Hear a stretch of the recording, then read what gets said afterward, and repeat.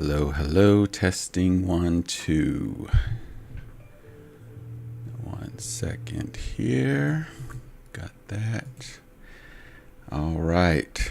How are we doing tonight? 9 p.m. Eastern. If you've got coffee, I hope it's decaf.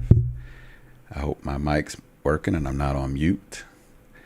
And if all that is correct, then we are ready for Coffee with the Cowbell.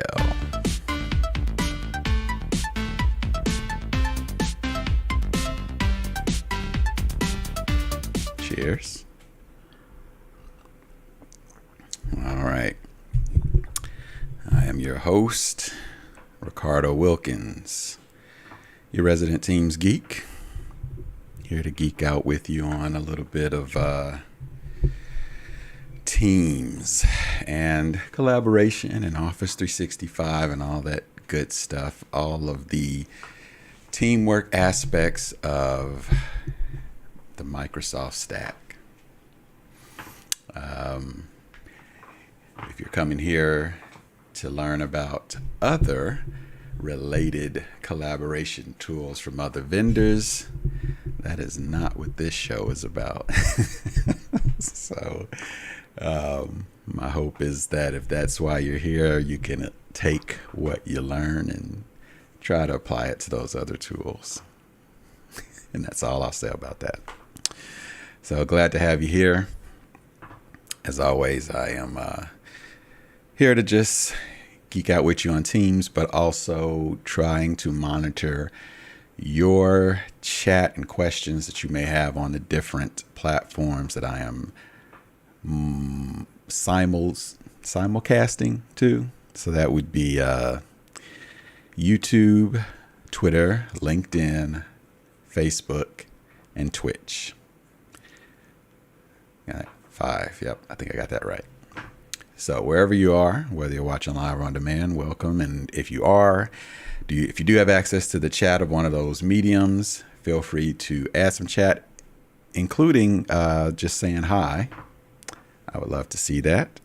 But if you do have a question or want to see a demo or want me to talk about anything specific, put it in the chat. I'm happy to pivot and do so for you. So keep that in mind. But yeah, definitely hit me up with a hello or an emoji or something like that in the chat. That'd be cool.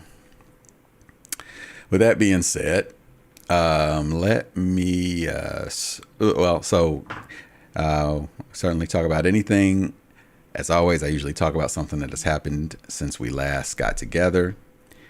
And as I switch over to my demo environment here, I thought I would show something that I've used related to meetings that I've used a lot. But I showed it to someone recently, and they were kind of tickled by it, and I got the feeling that maybe it might be a useful little tip. It's a little sneaky tip related to meetings and Teams that I thought I might show you. So what I'm going to do here is get a meeting started, and I think I got one that other people are already involved in. Let's see who's in this one. So I guess just explain what I'm doing in case you're new to Teams and meetings. I am in my chat area where my previous meetings will be listed. And what I was looking for is a meeting that I had in the past, which already has attendees in it that I could easily, just restart and go with those attendees. So the fact that I've got these pinned would suggest that they are one. So this has got the administrator in it. I'm looking for one with my friend Deborah in it. And there she is. Okay. So this is one here. I'm going to start this up. All right, so your typical startup screen. All right, and in fact, so someone else must be the organizer of this meeting. which is going to make it harder for me. So let's not use that one then. Let's cancel that.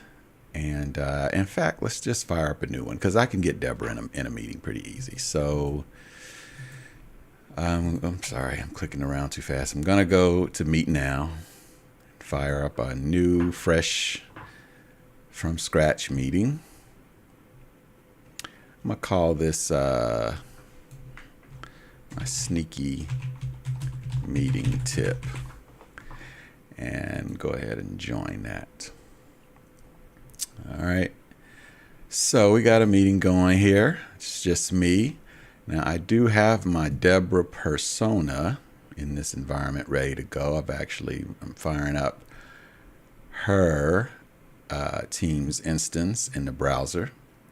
I'll take a moment here. You might be looking at this and saying, how did he get another instance of Teams going with a whole other person in it? And why does it look that way? I'm going to shake and get rid of the other windows there. It's another little Windows tip. Shake and get rid of the other windows. Anyway, I'm going off the rails there. What this is, if I go up here, this is the power of Microsoft Edge. I'm going to go ahead and open it in Edge. You can see that this is kind of where I started. I started with Deborah in Teams in the browser, but this is a Deborah profile, and I have many. I have, Ricardo in this tenant, my buddy Nestor, the admin, and Deborah.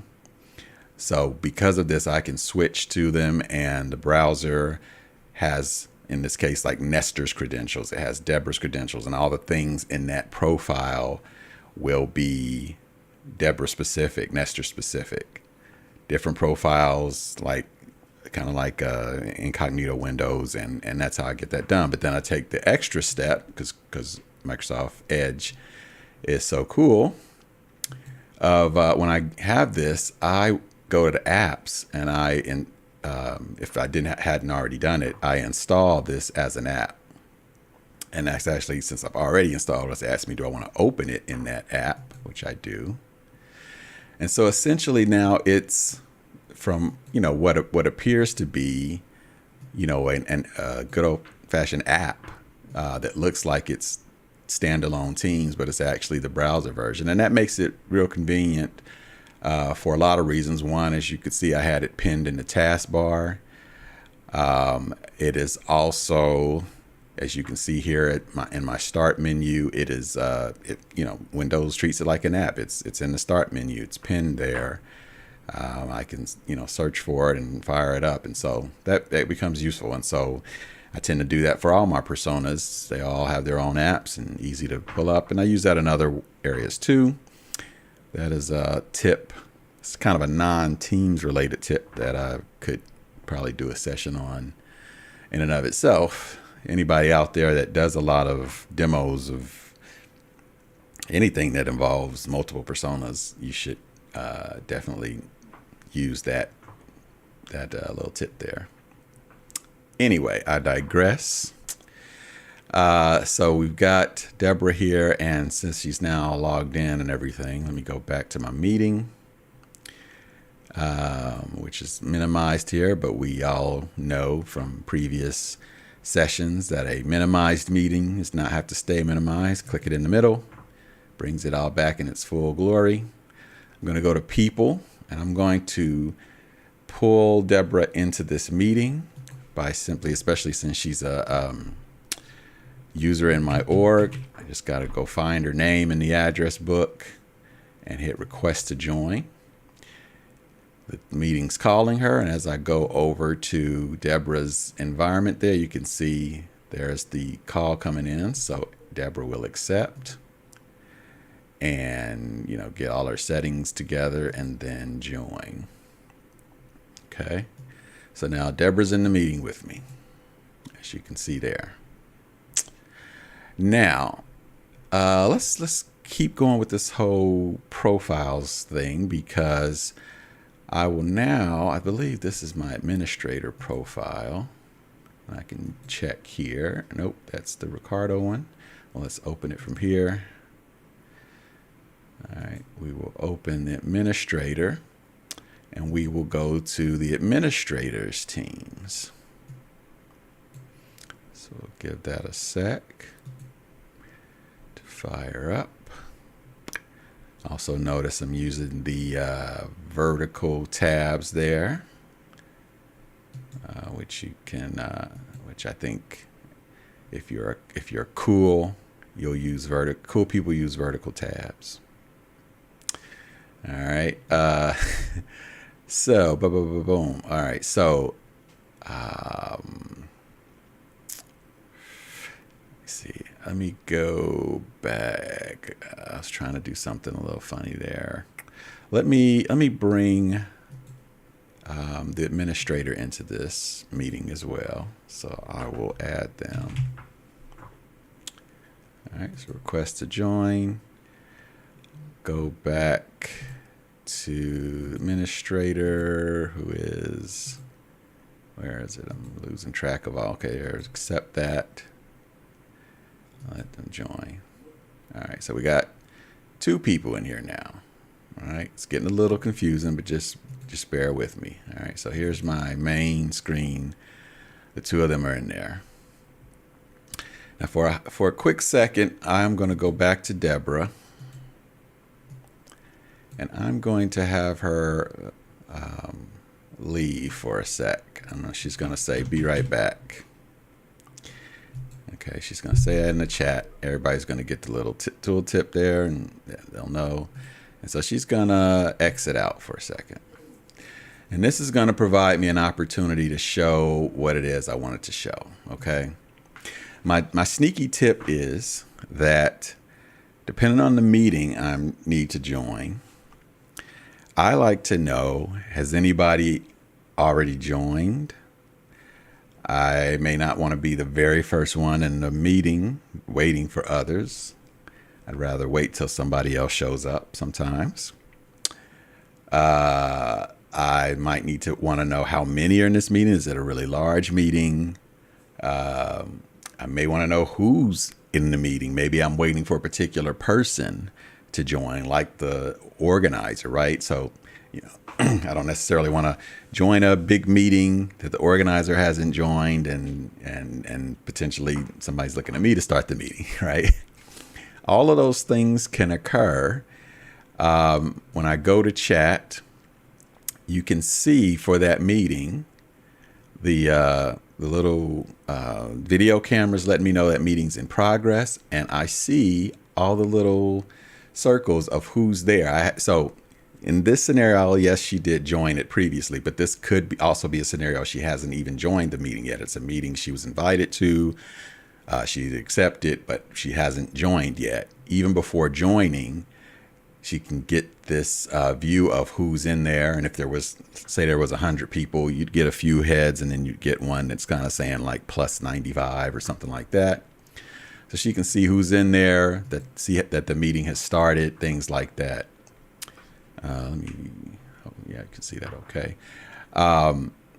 And another thing that she can see, if we come to calendar, in this case, it's not on the calendar.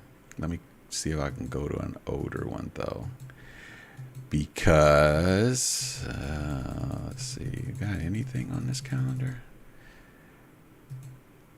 All right, let me come, let's see. Trying to think, I should have scheduled it. You'll have to take my word for it. If the meeting was on the calendar, you can click on it, and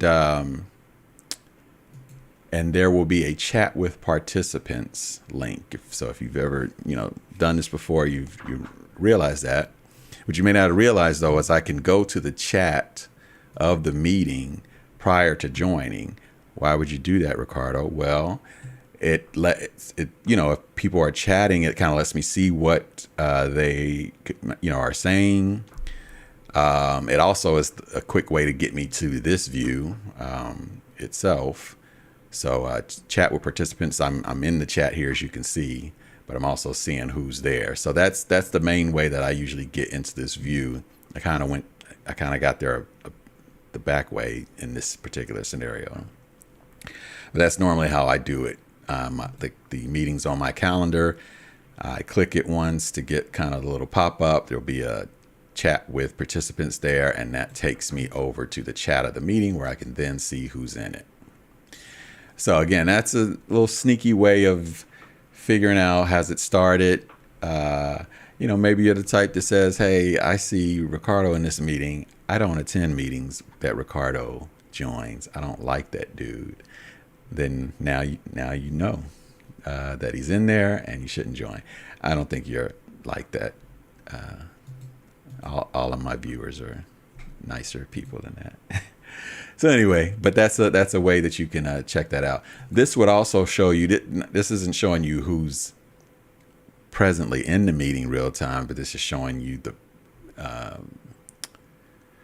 the people who have been invited to it. So these are people who could potentially be in that meeting. So maybe you don't join meetings that Ricardo might potentially join. This will let you know that I have been invited.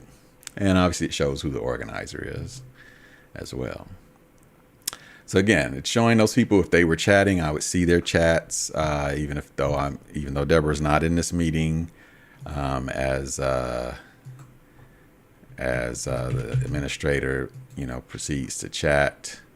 I'm still getting that as Deborah, still able to see that, even interact with them without being in the meeting. And since we're on that topic, of course, if this meeting is going, there is a lot of chat, but I, for whatever reason, chosen not to join it. The pop-ups and or my activity feed might get a little full with this meeting chatter that I've chosen not to join. So that's when I would come over to the three dots on this meeting and I would hit mute. What mute is doing is it's still letting me see this chat area. It's just not giving me pop-ups about it. So it's at least keeping that noise out of my view. But I still have full access to it. Still can see it, still can interact. It's just basically turning off the pop-ups. If I was really opposed to this meeting and all of its chatter, then I would consider hitting leave. At that point, certainly the pop-ups go away. I lose all access to the further chat. So I'm not going to see it here at that point. I'm not really going to see anything. I've really left the meeting. So you got mute, which is a very soft way of quieting down a chatty meeting, or leave, which is a very very direct way of getting out of that chatter. Okay, and then as I've talked about in previous sessions as well, when this meeting is over, unless this is something that I do want to quickly refer to later, I suggest hiding the meeting. I'm of the opinion this does not always have to be full of every meeting you've attended in the past. This chat area can be clean if you start hiding meetings that are no longer relevant. Doesn't mean you lose access to it. If I were to search for a sneaky meeting tip in the search box, I'm still going to find it, even though it's hidden. It's just going to take it out of this view. If I'm not hiding the meeting, then that's suggesting that for some reason I do want quick access to it. And so if I do, I probably would want to pin it so that it not only stays here, but stays at the top. So that would be another approach there. Otherwise, it's going to continue to fall down the list until it falls way down. And then at that point, why didn't you just hide it to begin with? Unless you just like scrolling down to try to find old meetings. Okay. I'm going to unpin that. So that was a lot of meeting tips in a nutshell there. Okay. And of course, you can join to get right back in the meeting. And I believe it was last week where I talked about options and tricks for going on hold in the meeting. So what she did is use the traditional. I think what a lot of people end up doing is saying in chat that I'm stepping away, be right back. And then when they come back in, then she would say, I'm back, all that good stuff. There is the concept of being on hold. And so we talked about that last time. So that'd be the other tip for here as well. Okay. So again, I had talked about that little tip with someone, and they found it both useful and amusing. And so I thought it would be worth talking about here as well. Last thing, since I'm in this meeting, that I'll also mention as the organizer, when the organizer's leaving, there's a choice you get to make. And every time I leave, I think about which option I want to choose here. But I can leave the meeting, or I can end the meeting. Leaving the meeting gives an opportunity for the people who are still there to keep going. Even though the meeting's over, they might want to chat a little bit more. So I can leave, the meeting lives on. Or I can end the meeting, which kicks everybody out. And, the meeting's officially done at that point. Technically, depending on the scenario, those users could come back, could fire that meeting up again. But at least it's a way to very neatly finish out the meeting. The main reason I usually use end meeting, though, is if the meeting's being recorded, that's a nice way to both end the meeting and stop the recording. Because if I leave, the recording might continue, because as far as Teams knows, that meeting's still going on. I just happen to leave, but still need to record, still need to keep it going. So I could certainly go into more, hit stop recording, then leave, or I could just hit end meeting, kick everybody out in the recording, and so that's another approach as well. In this case, especially since I don't want to go back to these profiles and get them out of the meeting, I'm just going to hit end meeting, and that's going to end the meeting for everyone, kicks everybody out on all the other profiles I got going on, as you see there, and all is well. And the last thing I'll say about that is that concept of the meeting kind of living forever. This sneaky meeting tip is the meeting that's sitting here still in Deborah's, chat area. And, if she wanted to join it again, she could fire up the meeting. So it's kind of always there, which is why on mine, I have a lot of old meetings.